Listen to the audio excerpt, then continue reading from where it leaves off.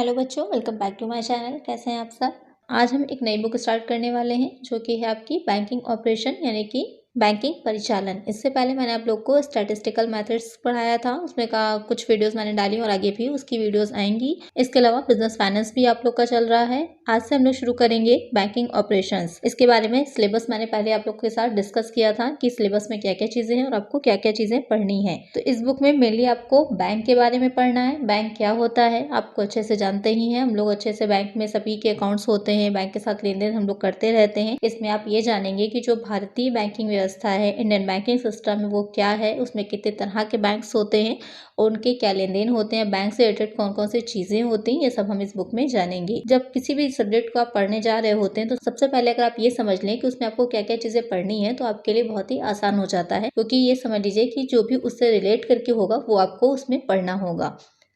तो वीडियो शुरू करने से पहले अगर आपने चैनल को सब्सक्राइब नहीं किया है तो जल्दी से चैनल को सब्सक्राइब कर दीजिए और अपने फ्रेंड्स के साथ वीडियो को शेयर कर दीजिएगा और जल्दी से वीडियो को लाइक भी कर दीजिए। आइए शुरू करते हैं। जिसमें फर्स्ट चैप्टर आप लोग का हो जाएगा वो होगा भारत में बैंकिंग व्यवस्था, बैंकिंग सिस्टम इन इंडिया। सबसे पहले हम ये समझ लेते हैं कि हमारे भारत की बैंकिंग व्यवस्था कैसी है, किस तरह के बैंक्स होते हैं। संगठित क्षेत्र है, असंगठित क्षेत्र यानी कि ऑर्गेनाइज्ड है, अनऑर्गेनाइज्ड है। नॉर्मली हम लोगों ने सुना ही होगा, कुछ बैंकों के नाम हम लोग को पता है। हम सब जानते हैं कि जो रिजर्व बैंक है हमारा सेंट्रल बैंक है, केंद्रीय बैंक है, उसके अलावा स्टेट बैंक ऑफ इंडिया है, इसके अलावा नेशनलाइज बैंक है, प्राइवेट सेक्टर के भी बैंक है, कुछ इंडस्ट्रियल बैंक है, कुछ हाउसिंग से रिलेटेड है, बहुत से बैंक्स होते हैं। आप अलग अलग इसके बारे में पढ़ेंगे। तो सबसे पहले हम स्टार्ट करते हैं कि भारत में बैंकिंग व्यवस्था किस तरह की है। तो भारतीय बैंकिंग व्यवस्था की अगर हम बात करते हैं तो सबसे पहले अगर हम शुरुआत से देखें तो जिस समय देश स्वतंत्र हुआ था, इंडिपेंडेंट हुआ था, तो उस टाइम बैंकिंग व्यवस्था जो थी हमारे यहाँ इतनी अच्छी नहीं थी। ना ही कोई केंद्रीय बैंक था, ना ही नेशनलाइज बैंक थे, ना ही गवर्नमेंट बैंक्स थे। तो धीरे धीरे जैसे जैसे विकास होता गया वैसे वैसे हमारे देश में बैंकिंग सुविधाओं का भी विकास हुआ, क्योंकि अलग अलग क्षेत्रों में, अलग अलग सेक्टर्स में जैसे जैसे डेवलपमेंट हुआ, जैसे इंडस्ट्रियल सेक्टर में डेवलपमेंट हुआ तो इंडस्ट्रियल बैंक की जरूरत पड़ी। जब एग्रीकल्चर सेक्टर में जो डेवलपमेंट हुआ तो एग्रीकल्चर हमको बैंक की, नाबार्ड वगैरह है, उन सब की आवश्यकता पड़ी। इसी तरह से धीरे धीरे हमारी बैंकिंग व्यवस्था विकसित होती गई, डेवलप होती गई।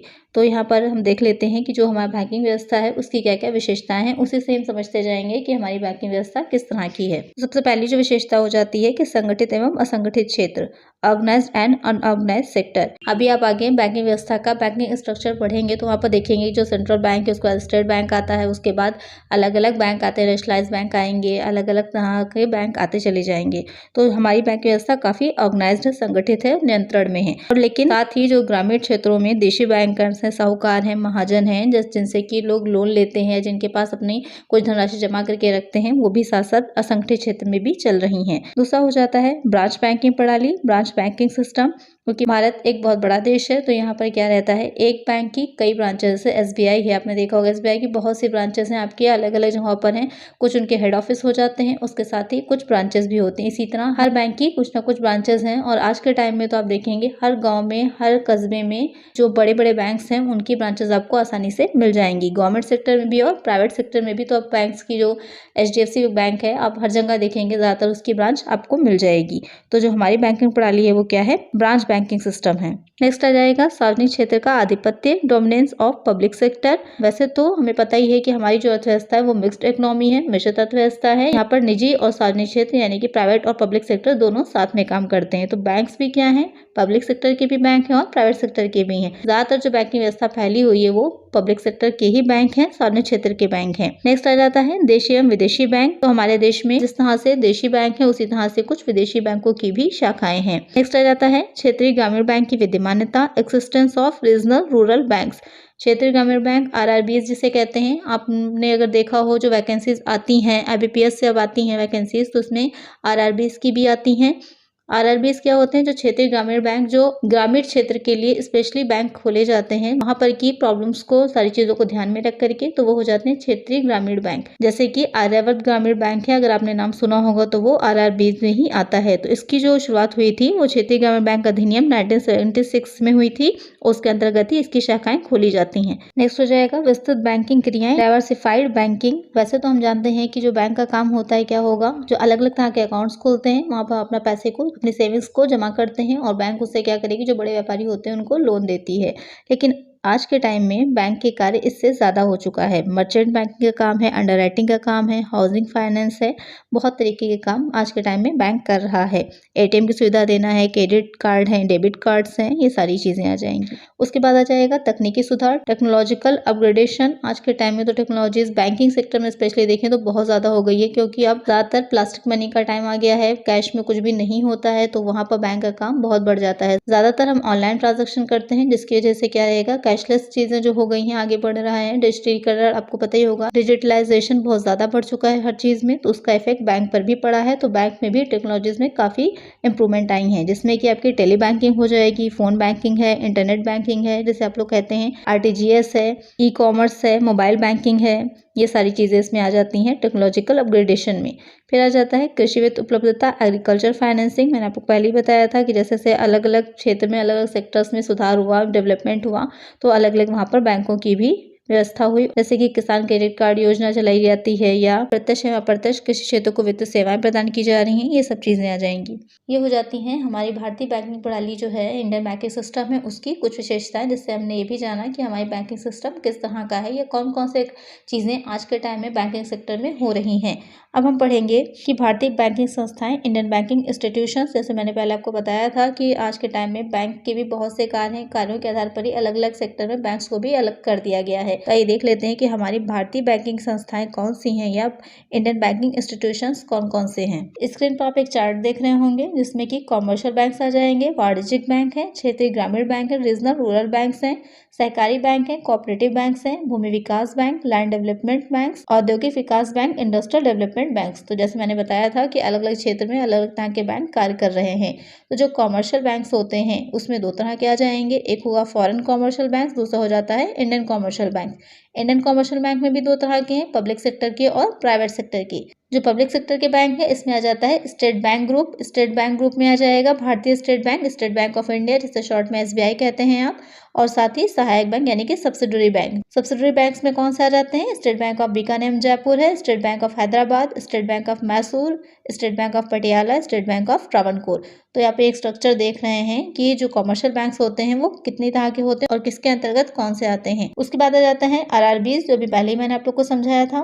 फिर आ जाता है कोऑपरेटिव बैंक, इसमें तीन तरह के हो जाते हैं, state cooperative, central district cooperative और प्राथमिकता ऋण समितियां यानी कि प्राइमरी क्रेडिट सोसाइटीज। जो राज्य स्तर पे होंगे वो राज्य सहकारी हो जाएंगे, जो जिला स्तर पे होंगे वो डिस्ट्रिक्ट हो जाएंगे, और जो प्राथमिक स्तर पे होते हैं, जो कस्बों वगैरह में होते हैं, वो हो जाते हैं प्राइमरी क्रेडिट सोसाइटीज। उसके बाद आ जाते हैं भूमि विकास बैंक, लैंड डेवलपमेंट बैंक, इसमें आ जाता है राज्य स्तर का और प्राथमिक भूमि विकास बैंक। उसके बाद जो इंडस्ट्रियल बैंक होंगे उसमें आ जाएगा Akhil Bharatiya, all India level पे हो जाते हैं और स्टेट लेवल पे होते हैं। ऑल इंडिया लेवल पे होता है आईएफसीआई और आईसीआईसीआई और आईआईबीआई। ये तीन बैंक्स हैं जो आपके ऑल इंडिया लेवल पे आते हैं। इनके बारे में हमने और कहाँ पढ़ा था, बिजनेस फाइनेंस जब हम पढ़ रहे थे तो वहाँ पर हमने इनके बारे में पढ़ा था। जो वित्तीय संस्थाएं थी उनसे भी वित्त की उपलब्धि होती थी। जो हम फाइनेंस की बात कर रहे थे कि फाइनेंस कहाँ से आता है, जो हमने ये तो देख लिया था कि फाइनेंस की आवश्यकता होती है, फाइनेंस ज़रूरी होता है, लेकिन उस फाइनेंस को हम कहाँ से कलेक्ट कर सकते हैं अपने बिजनेस के लिए। तो वहाँ पर हमने इन संस्थाओं के बारे में पढ़ा था, आईएफसीआई, आईसीआईसीआई और आईआईबीआई। उसके बाद आ जाते हैं स्टेट लेवल के एसएफसीज होते हैं और एसआईडीएफ। तो आप लोग मुझे कमेंट करके आईएफसीआई और आईसीआईसीआई की फुल फॉर्म बताइएगा, वहाँ पर मैंने आप लोग को बताया था। तो ये हो जाएगा हमारा भारतीय बैंकिंग संस्थाएं, इंडियन बैंकिंग इंस्टीट्यूशंस। अगर आप ये स्ट्रक्चर पूरे अच्छे से समझ लें कि कितने तरह के बैंक्स होते हैं, उसके अंतर्गत कौन से आते हैं, तो समझ लीजिए आपको ये आसानी से आगे जो भी पढ़ेंगे समझ में आएगा, क्योंकि ये मेन इंपॉर्टेंट है हमारे भारतीय जो बैंकिंग सिस्टम है, इंडियन बैंकिंग सिस्टम है, उसको समझने के लिए। अब आइए एक बार देख लेते हैं कि जो भारत में बैंकों का राष्ट्रीयकरण हुआ था उसके बारे में, काफ़ी इंपॉर्टेंट है, पूछा भी जा सकता है एग्जाम में। Nationalisation of banks in India. तो राष्ट्रीयकरण होता क्या है, नेशनलाइजेशन होता क्या है, सबसे पहले हम ये समझ लेते हैं। राष्ट्रीयकरण का अर्थ ये होता है कि जब सरकार, जो गवर्नमेंट होती है, जो भी व्यवसाय है या बिजनेस है या बैंक्स हैं जो चल रहे होते हैं, उस पर अपना नियंत्रण कर लेती है या अपने नियंत्रण में ले लेती है, तो वो हो जाता है नेशनलाइजेशन यानी फिर राष्ट्रीयकरण करना। पहला जो राष्ट्रीयकरण किया गया था 19 जुलाई 1969 को बैंकों का राष्ट्रीयकरण हुआ था। कितने बैंकों का हुआ था, 14 बड़े बैंकों का राष्ट्रीयकरण किया गया था। उसके बाद 19 अप्रैल 1980 को 1980 को 6 और बड़े बैंकों का राष्ट्रीयकरण किया गया था। तो 2 बार बड़ा राष्ट्रीयकरण हुआ है, एक जो हुआ है 1969 में हुआ है, दूसरा 1980 को हुआ है। तो ये दोनों डेट्स याद रखिएगा, 69 में 14 बैंकों का हुआ था और 1980 में 6 बैंक्स का हुआ था। अब समझ लेते हैं कि बैंक राष्ट्रीयकरण के क्या प्रभाव हुए थे। सबसे पहले तो जमा राशि में वृद्धि होती है, जो डिपॉजिट्स होते हैं वो बढ़ जाते हैं, क्योंकि जब नेशनलाइज्ड हो जाता है तो उसमें क्या रहेगा, जो जनता होती है, आम जनता होगी, उसका ट्रस्ट बढ़ जाता है। तो वहाँ पर क्या रहेगा, लोग ज़्यादा से ज़्यादा अपने डिपॉजिट को, अपने सेविंग्स को डिपॉजिट करते हैं। फिर आ जाता है ब्रांच एक्सपेंशन, शाखा का विस्तार। जब गवर्नमेंट के हाथ में आ जाएगी चीज़ें तो राष्ट्रीयकरण होगा, तो एक बड़े पैमाने पर उसकी शाखाएं भी अलग अलग जगहों पर खोली गई, जिससे कि विकास ज़्यादा से ज़्यादा हो सके। ऋणों में वृद्धि, इंक्रीज इन लोन्स, जैसे जैसे उनका काम बढ़ा तो धीरे धीरे क्या रहा, उनके जो लोन्स वो दे रहे थे उसमें भी वृद्धि हुई। तो वहाँ पर उन्होंने लघु एवं कुटीर उद्योग जो होते हैं इनको, और साथ ही कुछ इंडस्ट्रीज हैं, इन सारी चीज़ों को में भी लोन देना शुरू किया। प्राथमिक क्षेत्र को ऋण, क्रेडिट टू प्रायोरिटी सेक्टर, यानी कि ये पहले देखना कि हम किस क्षेत्र में विकास पहले करना चाह रहे हैं, तो उस सेक्टर में ज़्यादा से ज़्यादा ऋण उपलब्ध कराना। फिर आ जाता है बैंकिंग आदतों में वृद्धि, इंक्रीजिंग इन बैंकिंग हैबिट्स। तो यहाँ पर ये हुआ कि जैसे जैसे बैंकों की शाखाएं खुली, लोगों ने बैंकों में अपने अकाउंट्स खुलवाने शुरू किए, तो बैंक के जरिए हमें लेन देन करना। पहले आपने देखा, हम लोग पहले बहुत पहले एटीएम का यूज़ नहीं करते थे, लेकिन अब क्या है, ज़्यादा से ज़्यादा लोग एटीएम का यूज़ करते हैं। ऑनलाइन बैंकिंग हम लोग इतनी नहीं करते थे, अब ज़्यादातर ऑनलाइन बैंकिंग ही की जाती है, कैशलेस हो गई है हर चीज़। हम ज़्यादा से ज़्यादा बैंक की जो सुविधाएं हैं उनको यूज़ कर रहे हैं, ऑनलाइन बैंकिंग कर रहे हैं, ई कॉमर्स का यूज़ कर रहे हैं, मोबाइल बैंकिंग कर रहे हैं, बहुत सी चीज़ें हैं। तो धीरे धीरे क्या हुआ कि हमारी जो बैंकिंग हैबिट्स थी वो बढ़ी। उसके बाद आ जाता है विभिन्न ब्याज दरें, डिफरेंशियल रेट्स ऑफ इंटरेस्ट। इसमें रहता है कि गवर्नमेंट ने अलग अलग स्कीम्स चलाई जो कि बैंकों में लागू हुई, और बैंकों ने क्या किया कि जैसे बहुत से लोग हैं, जैसे जीरो बैलेंस पर स्टूडेंट्स का अकाउंट्स खुलता है, साथ ही जो जो अलग अलग अकाउंट्स होते हैं, जैसे कि करेंट अकाउंट है, सेविंग्स अकाउंट है, या एफडी है, आरडी है, तो उसमें क्या होता है, इंटरेस्ट रेट भी अलग अलग होते हैं। अगर हम करंट अकाउंट खोलेंगे तो उस पर रेट अलग होगा, सेविंग अकाउंट पर रेट अलग होता है। क्या है, लोगों में ज़्यादा सेविंग्स की हैबिट को इंक्रीज करने के लिए, बढ़ाने के लिए, कि हम ज़्यादा से ज़्यादा सेविंग करें, उससे ज़्यादा इंटरेस्ट कमाएं। फिर आ जाता है क्षेत्रीय असमानताओं में कमी, रिडक्शन इन रीजनल डिस्पैरिटीज। आपको पता ही है हमारे भारत देश में क्या है, अलग अलग तरह की विभिन्नताएं हैं, कहीं पर पहाड़ है, कहीं पर मैदानी इलाका है, अलग अलग हमारे जितनी ज़्यादा विभिन्नता भारत देश में पाई जाती है उतनी कहीं भी और नहीं पाई जाती। तो इस वजह से हर जगह पर बैंकिंग सुविधाओं का विकास हुआ, जिससे कि क्षेत्रीय असमानताओं को कम किया जा सके, सब जगह विकास हो सके, सब जगह के लोगों को सेविंग्स का अवसर मिले, साथ ही वहाँ पर के जो इंडस्ट्रीज हैं, बिजनेसमैन हैं, उन लोगों को लोन प्रोवाइड कराया जा सके। तो ये हो जाती हैं बैंकिंग राष्ट्रीयकरण के प्रभाव कि जब हमारे देश में बैंकों का राष्ट्रीयकरण हुआ तो उनका विकास हुआ, और उनमें बैंकिंग सुविधाएं जो थी, या बैंकिंग हैबिट्स जो थी, लोगों की ज़्यादा विकसित हुई। अब आ जाते हैं कि राष्ट्रीयकृत बैंकों की असफलताएं, फेलियर्स ऑफ नेशनलाइज्ड बैंक्स। राष्ट्रीयकरण तो हमने कर लिया, लेकिन उनसे जो हमारी एक्सपेक्टेशन थी वो एक्सपेक्टेशन पे वो पूरी तरह नहीं उतरे। तो क्या असफलताएं हुई, इसे हम समझते हैं। प्रशिक्षित बैंक स्टाफ की कमी, लेस ट्रेंड बैंक स्टाफ। राष्ट्रीयकरण के बाद तो हमने शाखाओं को तो बड़े स्तर पे खोल लिया, लेकिन उसमें जो ट्रेंड लोग थे उनको हम नहीं रख पाए, जिसकी वजह से क्या हुआ कि जिस तरह से बैंकिंग हमें देनी चाहिए थी सुविधाएं, उस तरह से हम प्रोवाइड नहीं करा पाए। किसी भी सेक्टर में आज के टाइम में गवर्नमेंट सर्विस लेना बहुत ही ज़्यादा कंपटीशन हो गया है। हम बहुत ज़्यादा कंपटीशन देखते हैं, फेस करते हैं, उसके बाद उसमें हमको सर्विस मिल पाती है। लेकिन पहले के टाइम में इतना ज़्यादा कंपटीशन नहीं था। आज के टाइम में जितना ज़्यादा कंपटीशन बढ़ चुका है कि अब प्री दीजिए, मेंस दीजिए, फिर जीडी होगा, इंटरव्यू होगा, उसके बाद जाकर सिलेक्शन होता है, कि एक पॉइंट से जाकर के बच्चों का रह जाता है सिलेक्शन। तो आज के टाइम में क्या है, इतना क्वालिफाइड लोग, इतना क्वालिफाइड स्टाफ होता है, लेकिन पहले के टाइम में क्या था कि वहाँ पर जब इनिशियल स्टेज थी, बिल्कुल शुरुआत था, तो वहाँ पर प्रशिक्षित लोगों की कमी थी। नेक्स्ट आ जाता है कुशलता में कमी, रिडक्शन इन एफिशिएंसीज। राष्ट्रीयकरण के बाद बैंकों की कार्यकुशलता में कमी हो गई, क्योंकि जाहिर बात बैंक का काम बहुत बढ़ गया, शाखाएं खुल गई, काम बढ़ गया, लेकिन उससे बढ़े हुए काम को उसी स्तर से कर पाना पॉसिबल नहीं हो पाया। आज के टाइम में जैसे कंप्यूटर से काम होता है, लेकिन पहले कंप्यूटर तो था नहीं, सब कुछ मैनुअली होता था, तो उस टाइम पर काम को उतनी एफिशिएंसी से कर पाना पॉसिबल नहीं हो पाता था। नेक्स्ट आ जाता है राजनीतिक हस्तक्षेप, पॉलिटिकल इंटरफेरेंस। तो बैंकों में कार्य बढ़ने के साथ साथ क्या हुआ, राजनीतिक हस्तक्षेप भी बढ़ता गया, जिस भी वजह से बैंक सही ढंग से कार्य नहीं कर पाए। फिर आ जाता है कीमत वृद्धि रोकने में असफलता, फेलियर टू चेक प्राइजेस। इसमें ये रहता है कि जो बैंक लोन्स देते हैं, जब लोन बहुत ज़्यादा मात्रा में दे देंगे तो मार्केट में क्या होगा, पैसे की मात्रा बहुत अधिक हो जाती है, जिससे क्या होगा, उसका रेट कम हो जाता है।